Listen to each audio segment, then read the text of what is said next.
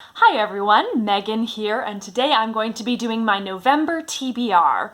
So, as you probably know, it's Nonfiction November, and I actually do read a fair amount of nonfiction here and there, so I'm really excited to be doing this. Now, of course, the host of Nonfiction November, as always, is Olive from A Book Olive, so I will link her announcement video below. Now, the challenges this year are, let's see if I can say it off the top of my head, voice, design, true, and sport. Woohoo! Might have got the order wrong on those, but those are the challenges.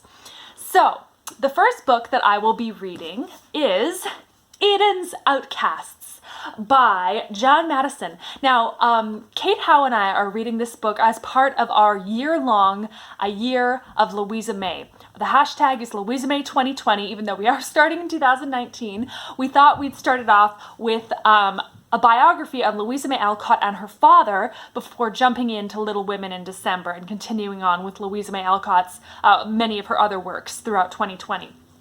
So I'm very excited about this because Louisa May had a very difficult relationship with her father. He had certain beliefs. He was part of the Transcendentalist movement, and some of those beliefs were not to work to earn money. So this meant that Louisa grew up, her and her sisters and her mom often were literally starving. And she had to go out and work to provide money for the family to eat. And that was what she wrote for, to earn that money. And obviously for the enjoyment. But that's why she was getting published. That's why she was, pounding the pavement, was to provide for her family. So this will cover the challenge, let's see, let me check my notes. This will cover a challenge sport, actually, because what a lot of people don't know about Louisa May Alcott is that she loved to run. She was all about running. That was like one of her favorite things to do, was running. And at Orchard House, they actually have today, I think, a 5K run, something like that, in her honor every year. So that's pretty cool. So yeah, it covers sport. It also covers the challenge voice. Now, the reason why it covers voice is because Louisa May Alcott often felt muzzled, because here she had published Little Women and all these other classic children's books, but she also wanted to write sensational stories and all these other kinds of books, but she couldn't have her name on them because her publishers didn't want her name associated with those kinds of stories.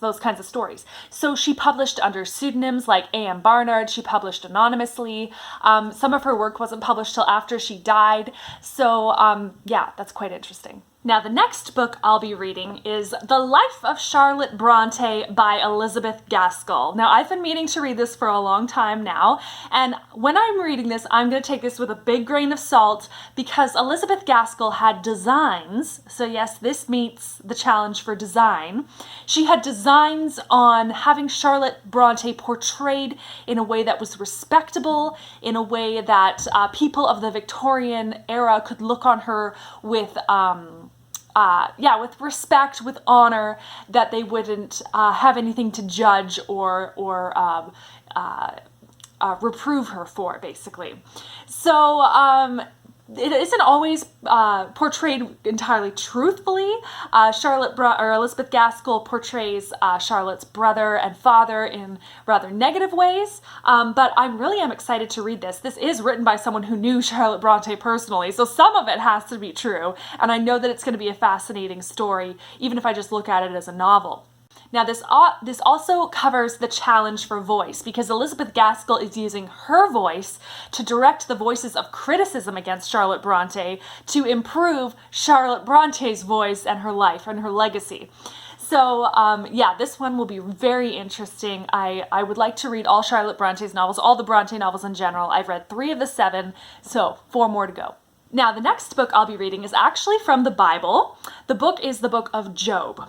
Now, the book of Job, this is going to cover the challenge for true, because Job is in a situation filled with suffering. He is wrecked. his family members have died, he's sick, his house is burnt down, all these horrible things are happening, and he has to find the voice of truth in this whole thing. Where is the voice of truth? He's hearing a lot of lies from other voices, such as his friends, who are well-meaning but are giving quite terrible advice.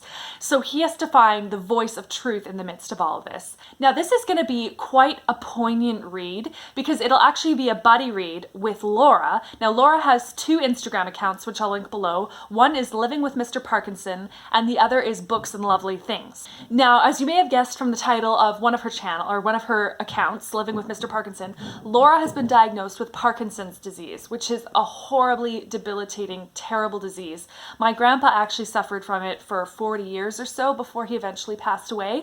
And so I just feel terrible for Laura. And Laura is using her Instagram accounts for just wonderful, like she's spreading awareness of Parkinson's. She's doing wonderful things. She's looking on the positive side and living life to the full.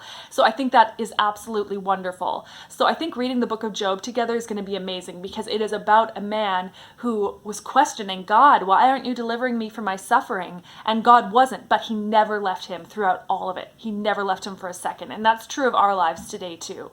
Now, the last book I'll be reading in November, at least the last one that I'm planning on reading, is a fictional book, actually, and that is Winona's Pony Cart by Hart Lovelace. This is the last book that we have to read in the whole Betsy Tacy read-along series that we've been doing since January.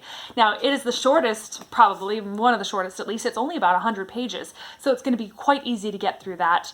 And I'm really looking forward to it. The last number of books have just been delightful. I'm going to be so sad when it finishes.